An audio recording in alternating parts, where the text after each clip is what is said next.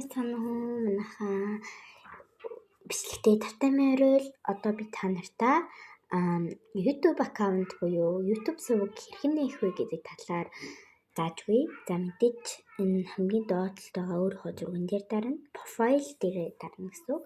Тэгээ settings шиг general дээр дарна.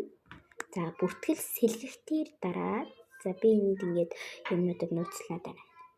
За дээш нэмэх гэдэг дээд болонд нэг нэмэх тэмдэг баха. За би одоохондоо л ингээд хурууны ийг уншуулчих гэж үтчих. Тэгээ ямар ч байсан хурууны хийгээ бас уншуулчих болно. За одоо ингэж ороод бүртгэл үүсгэх дээр дараа одоо тий хамгийн дээдлэл дээр нь л дарна гэсэн үг шүү та. Нэр нь гэх юм бол за энийг ингээд биччихье заяа.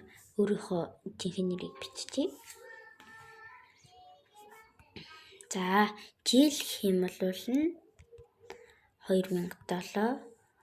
сар нь 3 дугаар сар өдөр нь 19. Би энэ дээр болохоор яг өөрийнхөө жинхэнэ юу гэж байна. Жинхэнэ. За тэр он нь болохоор 2007 биш шүү. За одоо өөрөө мэдээд нэгний сонгоод өөрөө Gmail хаяг үүсгэсэн ч болно. Тэгээ цааш гэдэг хэсэг дээр нь дарна. Хүчинтэй нууц зүг үүсгэх гэдэг дээр нь даад өөрөө мэддэг. Тэгээ өөрөө л мэдэх тийм юу. За би болохоор энд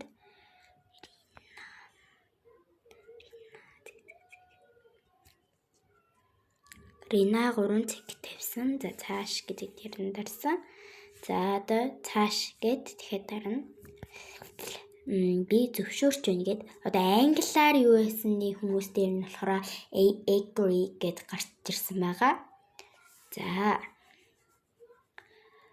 За нэг 3 минутын бичлэл орох байх. Тийм болохоор бүгдээ ингээд үзээд лайк болон subscribe дараарай. За тэгээд одоо Google-ийн юу үйлчлэгийн гэж гарч ирээд ингэж уншаа. За тэгээд бүртгэл салхих хүмүүс ингээд одоо ингээд гараад ирнэ.